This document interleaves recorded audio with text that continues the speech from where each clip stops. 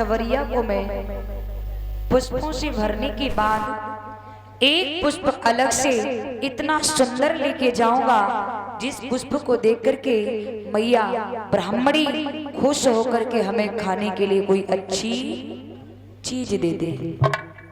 देखो माताओं, क्या है समय का खेल।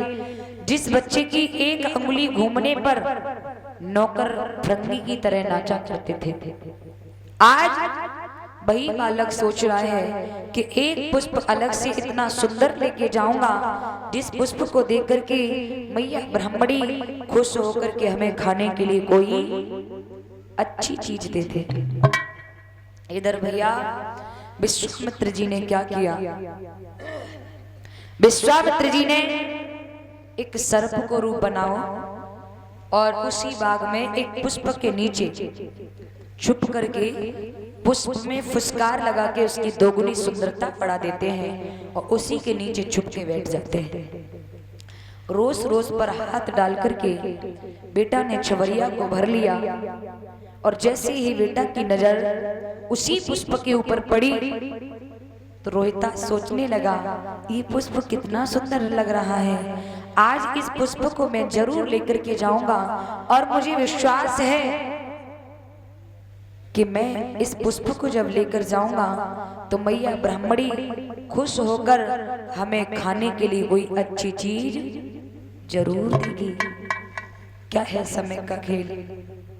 ये सोचकर के बेटा ने जैसे ही उस पुष्प की ओर हाथ बढ़ाया तैसे ही विश्वामित्र जी ने बेटा की अंगुली में डस खाया। माँ बचाओ, माँ हाय माँ कहाँ हो माँ, कहता हुआ बेटा रोहित जमीन पर पछाड़ खा के गिर गया। पछाड़ खा के गिर गया। भैया मुंह से झाग छूटने लगा। इधर उन्हीं विश्वामित्र जी ने क्या किया माताओं,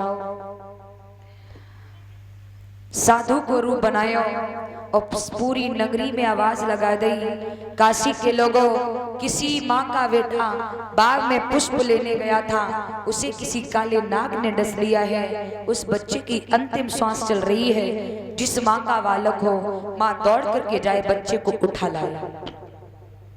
भैया ये आवाज मैया तारा के कानन में पड़ी। मैया तारा दौड़ करके ब्राह्मणी के पास पहुंची। मैया मेरे लाला बाग में फूल लेने गए हो, भाई का काले नाग ने खाए लियो है, मैया मैं चली जाऊं। ब्राह्मणी बोली तूने झाड़ू लगा लिया, ऐसी कौन सी माँ होगी जिसके घर में जिसके यहाँ बच्चे की अंतिम श्वास चल रही हो और वो माँ आंगन में झाड़ू लगा रही हो।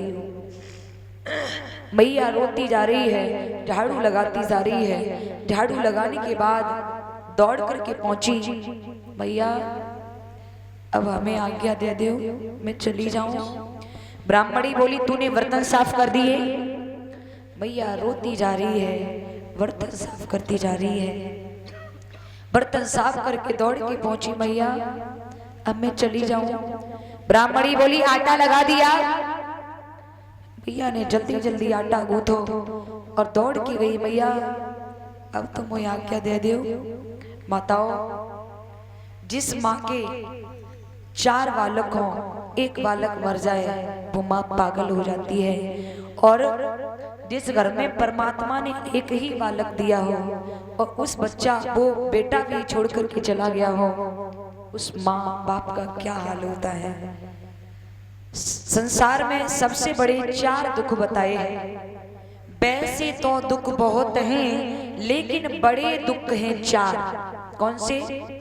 भूमि में हरण, आपकी जमीन पर कोई कब्जा कर ले। भूमि में हरण, भैया मरण, जवान भैया मर जाए। भूमि में हरण, भैया मरण, पुत्र शोक और नारी। या घर में जवान बेटा मर जाए या जवान पत्नी मर जाए, इससे बड़ा दुख कुछ होता नहीं। महाराज कहते हैं कि पराधीन सपने सुख नहीं और कर विचार देखो मन मही। जैसे ही ब्राह्मणी ने सुना, ब्राह्मणी कहने लगी सुन, मर गया हो ना उसे वहीं फेंक करके तुरंत लौट के आना, 20 बार सोना तुझे दे करके खरीदा है। समझी नहीं समझी भैया? जैसे ही आज्ञा सुनी, मैया तारा इस तरह से भागी जैसे एक गाय एक बछड़े के लिए रमा के भागती है। लड़कियों को शांत करो या उठा के पीछे बिठाओ।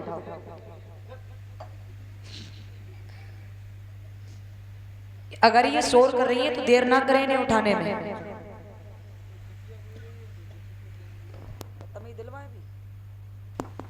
महाराज